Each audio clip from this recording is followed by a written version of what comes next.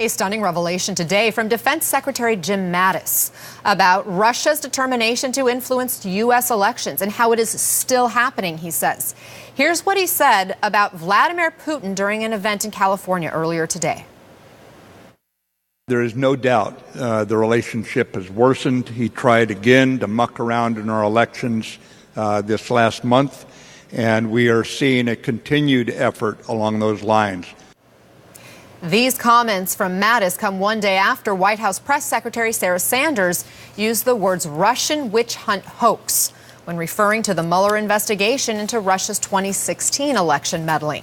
And we've learned President Trump and Putin spoke informally at the G20 summit in Argentina, even though Trump canceled their formal talks, citing Russia's standoff with Ukraine. Putin telling reporters a short time ago he and Trump discussed events in Ukraine during their informal meeting.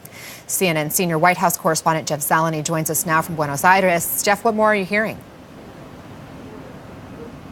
Anna, good evening. We do know that all the talk of election meddling was done by Defense Secretary James Mattis. That was not a conversation that was had here, at least publicly, at the G20 summit by the president or others. The White House has very much wanted to move beyond that at every one of these world gatherings that they have. But we do know, as you said, that the president was meeting on the sidelines with the Russian President Vladimir Putin. It came at a dinner last evening when all of the world leaders were there. There was no sense of if that was an extensive conversation or not. It appears to be a very brief conversation. So certainly I would say a lost opportunity at this world summit here, the G20 summit, by not again having a chance for the two leaders to speak face to face. But we did hear from Vladimir Putin before he left town. He said this about President Trump.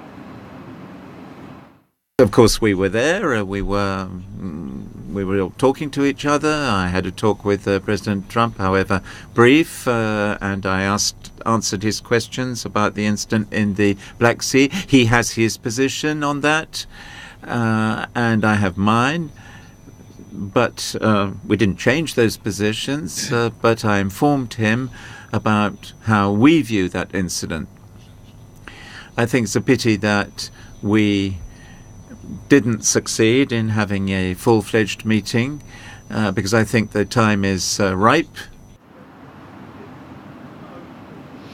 So Vladimir Putin saying right there, speaking to reporters, that he has a difference of opinion, a disagreement with the U.S. president. But Donald Trump was scheduled to have a press conference here this afternoon in Buenos Aires. He canceled that press conference out of respect, he said, for President George H.W. Bush. But there is a sense that President Trump clearly also not wanting to be faced with other questions here about the Russia investigation and other matters. But President Trump right now on his way to the airport and with no meeting under his belt, again, with Vladimir Putin. Anna? But he did have a 2.5-hour dinner with China's president, which just ended prior to his trip to the airport. Do you know anything more than that it was long?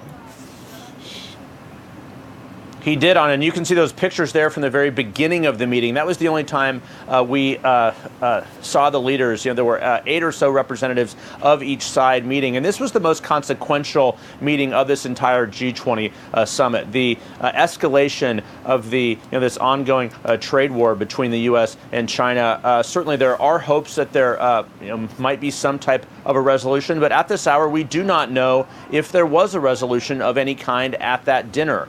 The presidents, the leaders there, as you can see, sitting across from each other.